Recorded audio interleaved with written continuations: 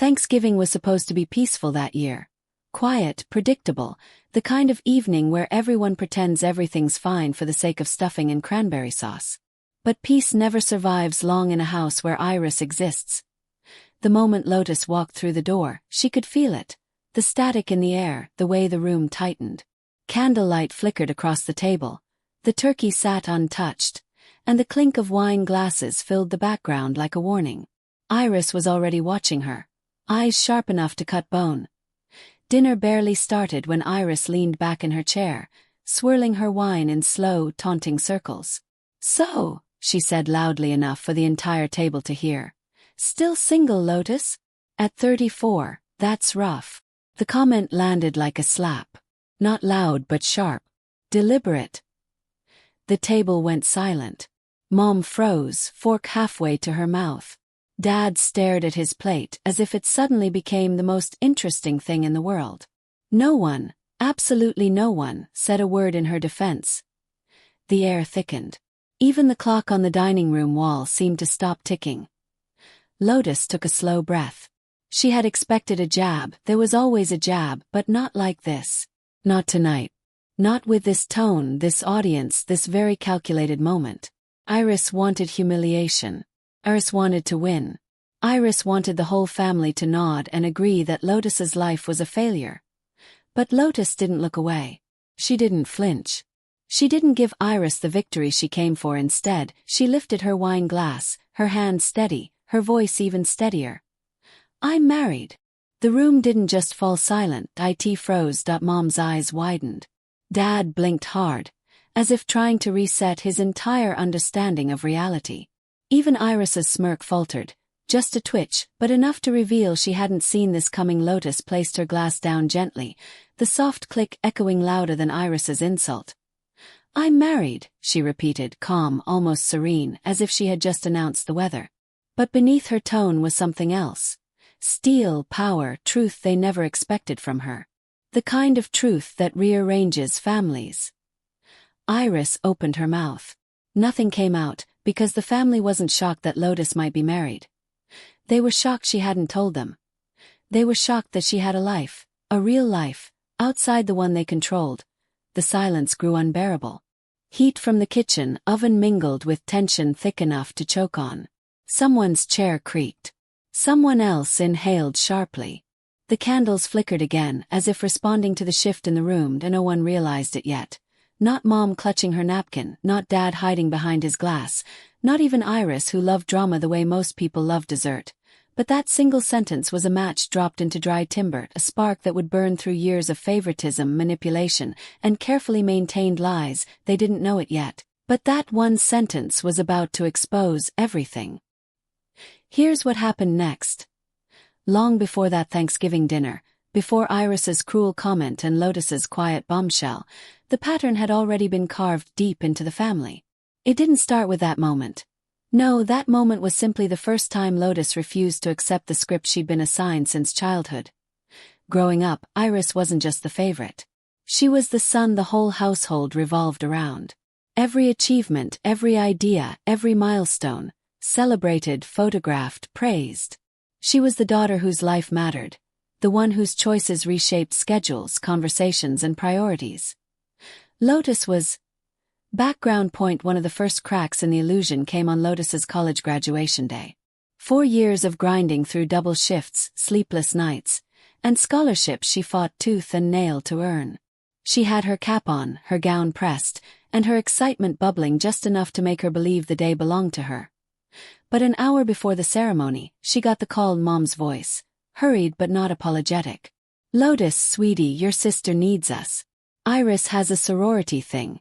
Very important for her networking. You understand." They didn't show. Not Mom. Not Dad. Not even a "we're proud of you" text. Lotus stood in the crowd of cheering families, scanning the stadium seats that stayed painfully empty. When Iris posted photos later in the evening, her parents smiling ear to ear beside her, it stung more than Lotus expected. She had told herself she was used to it. But no one ever really gets used to being invisible. 2 years later, on Lotus's birthday, her 26th, she had made dinner reservations. A place she could barely afford but wanted to share with her family. She'd bought a new dress. She even baked her own cake. They didn't come. "We had to tour a wedding venue with Iris," Mom said afterward, as if it were obvious. "You know how important this is for her." The next year, Lotus didn't bother making reservations. But they still managed to skip it. Again for Iris's wedding planning. 2 birthdays in a row. 2 reminders that her existence was negotiable. When Lotus moved to Seattle in her early 30s, she bought a condo by herself. No help. No cosigner. No congratulatory phone call. She sent photos anyway. Of the keys, the empty living room, the view from her balcony. Mom responded 3 days later with, "That's nice. Did you see Iris's new bathroom renovation?" Dad didn't respond at all. Not once did anyone ask her, "How does it feel?" Because in their eyes, Lotus wasn't building a life. She was simply filling space until someone needed her.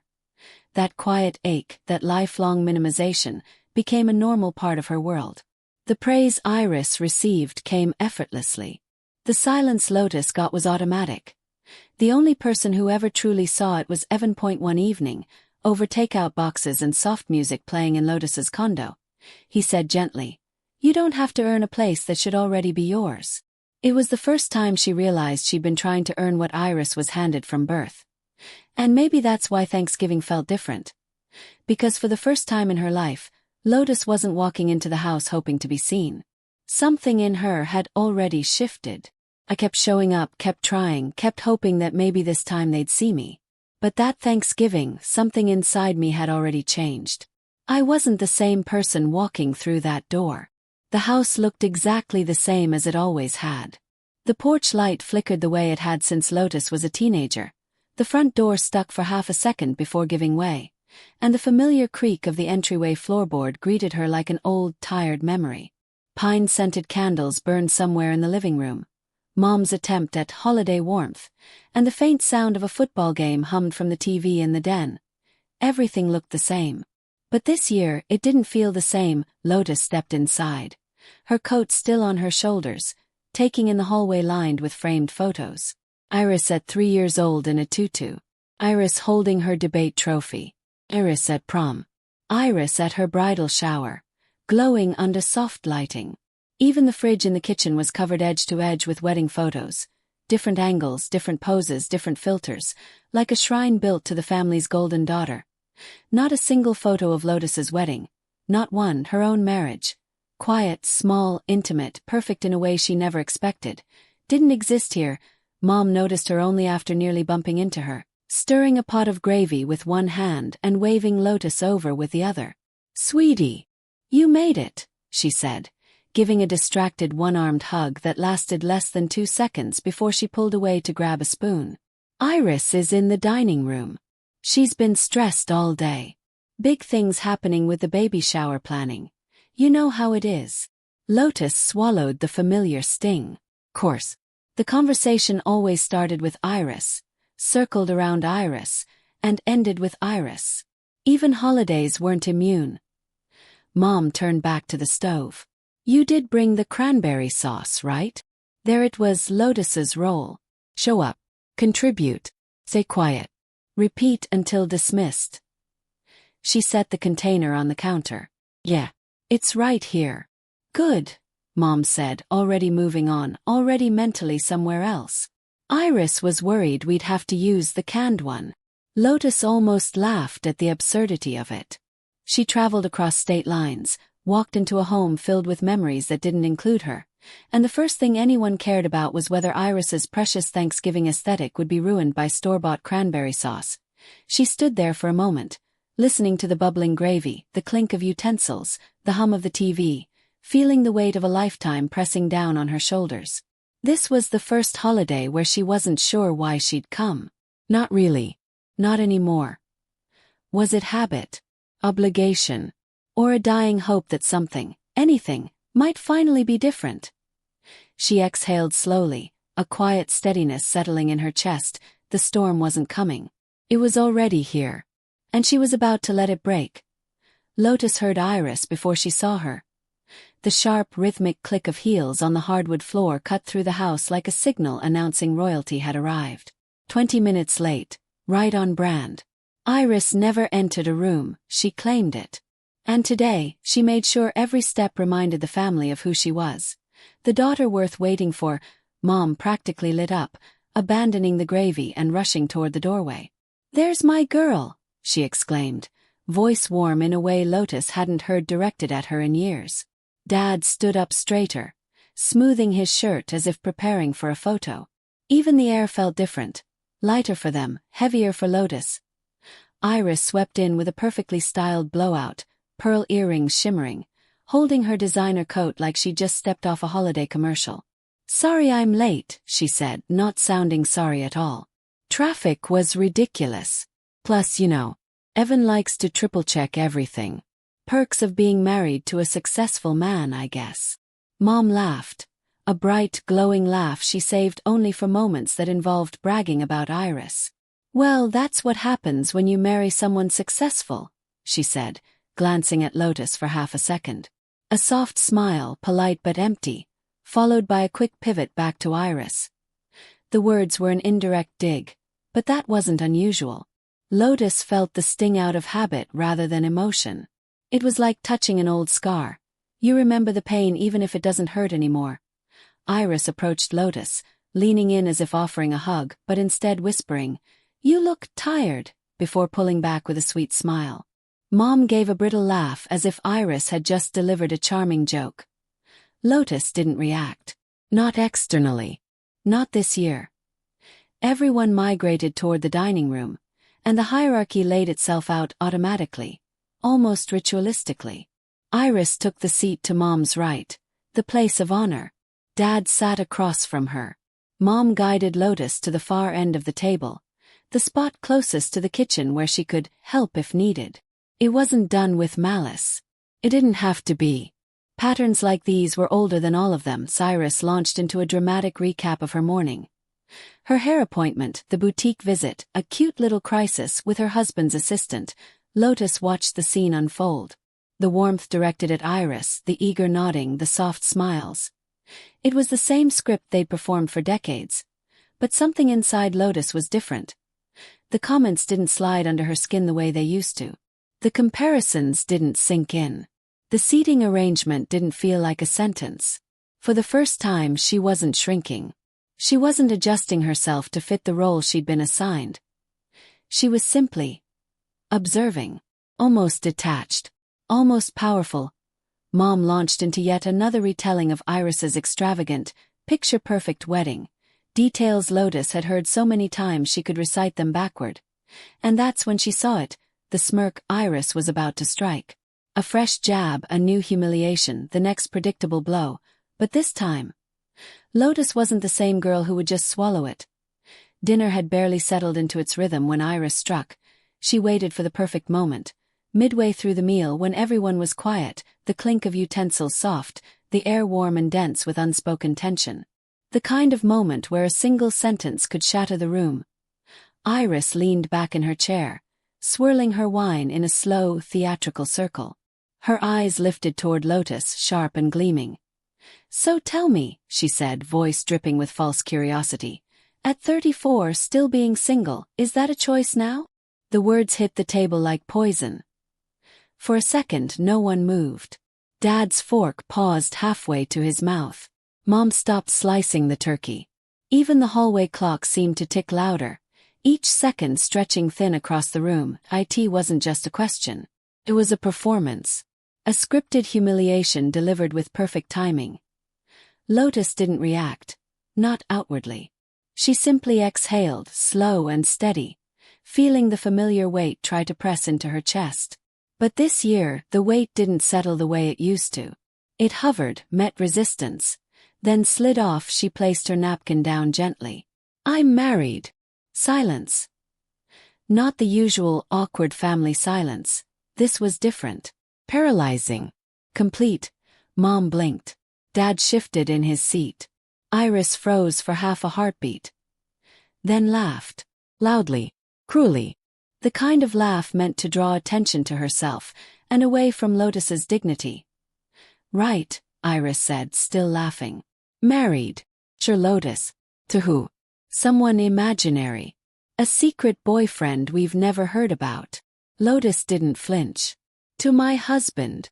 Mom shook her head, half smiling in disbelief. Sweetie, if you were married you would have told us.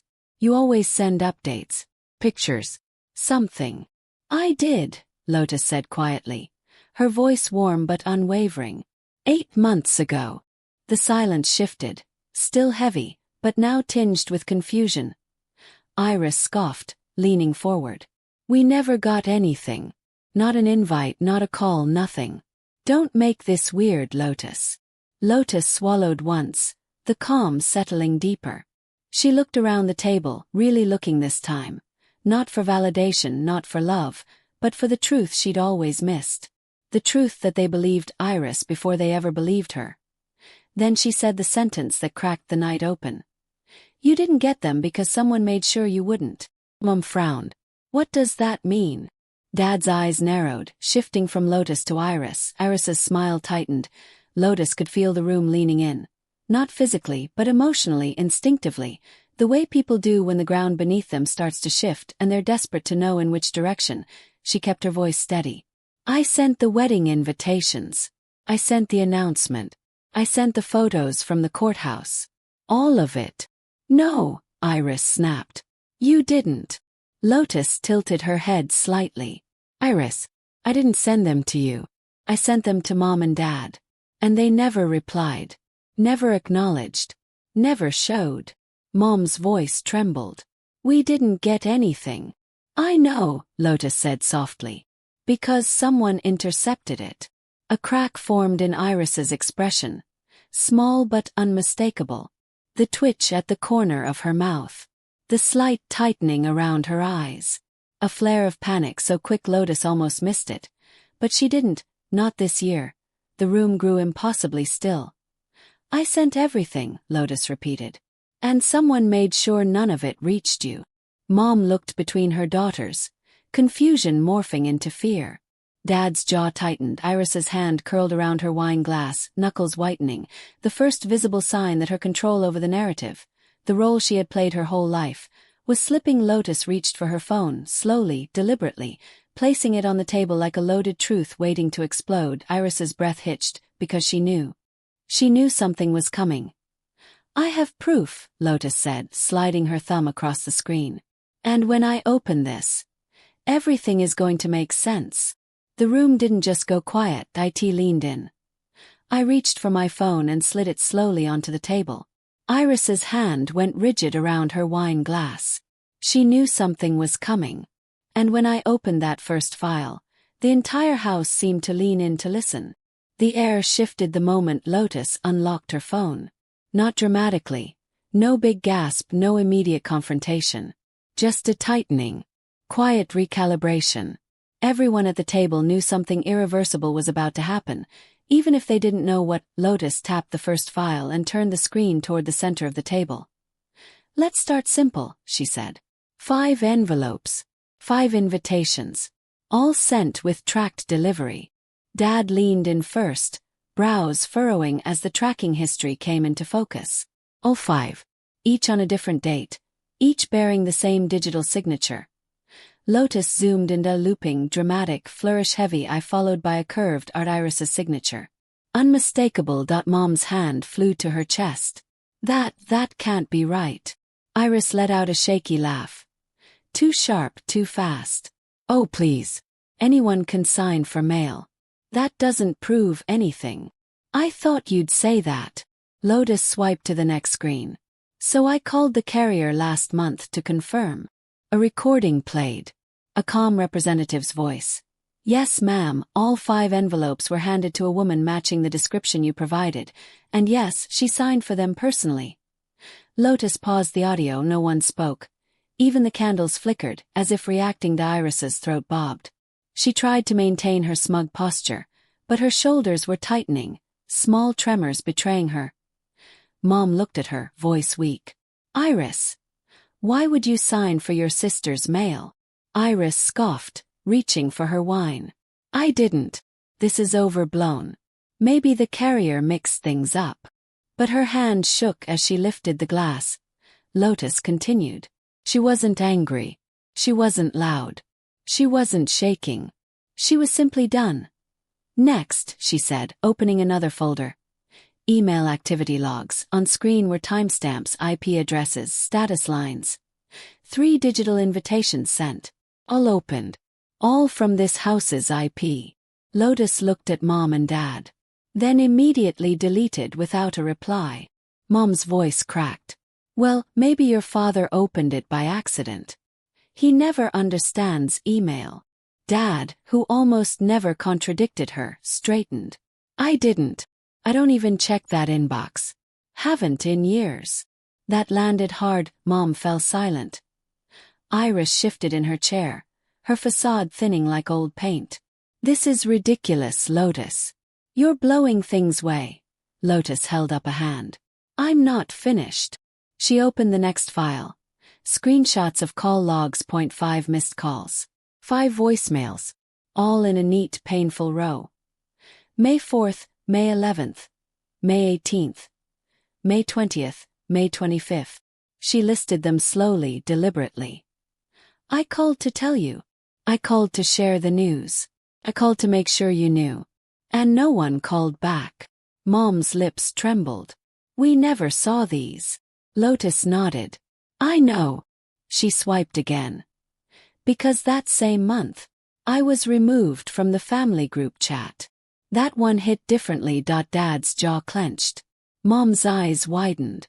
Colin, quiet until now, shifted uncomfortably, the growing realization unsettling him. Iris opened her mouth, but only a thin whisper came out. Lotus. It wasn't an apology. It wasn't regret. It was fear. Real, visible fear. The reality was catching up to her. The proof, the undeniable timeline, the witnesses. And the truth she'd managed to suppress for years was slipping out of her hands. Lotus leaned back slightly, letting the silence sit. Letting the weight of everything settle exactly where it belonged. Then Iris snapped. She slammed her palms on the table, silverware rattling, plates jumping, Mom flinching. Why are you attacking me? Why are you making me the villain? You always do this. Lotus didn't raise her voice. She didn't match the theatrics. She didn't need to. I'm not attacking you, she said calmly. I'm stating the truth. She pushed her phone toward Iris. You signed for the mail. Another swipe. You opened the emails. Another. You deleted them. More. And you let me believe for 8 months that I meant that little to all of you. Her voice didn't shake, Iris did. The room was quiet except for Iris's uneven breathing and the faint ticking of the hallway clock. For the first time in her life, Iris's power in the room wasn't absolute. For the first time, Lotus was in control. Iris slammed her palms on the table, silverware rattling. Why are you attacking me? But I was done letting her rewrite reality. You signed for the mail. You opened the emails. You deleted them. And you let me think for 8 months that I meant that little to all of you. The room was trembling on the edge of something ugly. Something that had been building for years, maybe decades. Iris stood rigid, palms flat on the table, breathing sharp and uneven. For a moment she looked like a child caught doing something she could no longer explain away. But then the performance flickered back into her eyes. You're being dramatic, she snapped, voice cracking on the last word. You take everything personally, Lotus. Everything. This isn't some conspiracy. Lotus didn't move, didn't blink. She simply said quietly, I got married. And none of you came. Those words, plain, honest, struck harder than the evidence. Dad's face collapsed into something Lotus had never seen before. Not disappointment. Not frustration. Something deeper. The realization that he had missed something irreplaceable. He swallowed. If you were married, Lotus, why didn't you call again? Or come tell us in person? His voice trembled. A man who didn't tremble. Lotus slid the call logs back across the table. I did, Dad. Over and over. He stared at the screen as if it were a map to a place he didn't want to see. Iris's hand tightened around her wine glass until Lotus wondered if it might crack. You're twisting everything. Maybe the invitations weren't meant to be seen. Mom's head snapped toward her. What? The room froze. Even Iris seemed to realize she had said too much. Lotus kept her eyes on her sister. Say that again. Iris's lips pressed together in a thin, desperate line. It wasn't that serious. Your little beach wedding, she waved a dismissive hand. Wasn't a big deal. Gasped. Dad looked like someone had punched him. Colin's eyes widened. Iris, what does that mean? Iris bristled, resentment spilling out. It means it wasn't some event, okay? It wasn't a full wedding. It was casual. Not something we needed to drop everything for.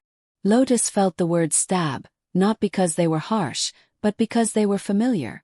The same tone she'd heard her entire life. Minimize Lotus, elevate Iris. But now everyone was hearing it too. Iris continued, the cracks widening under the pressure. I wasn't going to let her ruin the momentum before my wedding. Everything that year was supposed to be about me. Mom said so. It was. Dad's voice cut through the room like a blade. What did you do, Iris? Iris froze. Mom whispered. Iris, tell the truth. The dam burst. I hid them. Iris shouted, stepping back from the table as if distance would soften the blow. Okay. I hid the envelopes. I deleted the emails. I removed her from the group chat because she was going to make everything messy. It was supposed to be my year, not hers. Mom covered her mouth. Dad closed his eyes. Colin stepped back, shaking his head. You did what? Iris pointed at Lotus. She always wants to steal the spotlight. Always. You're all acting like she's innocent, but she's been jealous of me since we were kids. Lotus exhaled slowly. The moment didn't break her the way it once would have. Instead, a strange calm settled. I'm not jealous of you, Lotus said simply. I never have been. I'm hurt. That truth, gentle and solid, rattled Iris more than any accusation could have. Dad's voice was low, raw. You said her wedding didn't matter. That it didn't count. Iris looked away. Lotus asked quietly. Mine didn't count, Iris? A beat. No, Iris whispered. It wasn't supposed to. The silence that followed was suffocating. Mom finally found her voice, sharp for the first time in years. How could you? Iris recoiled. Don't turn on me now. Everything I did was to protect the family from drama. Lotus always overreacts. Iris.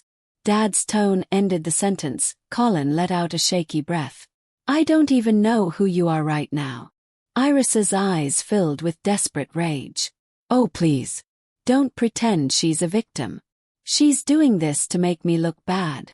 Lotus stood slowly, her chair scraped across the floor. A simple sound, but in that moment it felt seismic. She looked around the table one last time. Mom trembling. Dad ashamed. Colin stunned. Iris unraveling. Lotus, wait, Mom whispered, reaching out, but Lotus stepped back.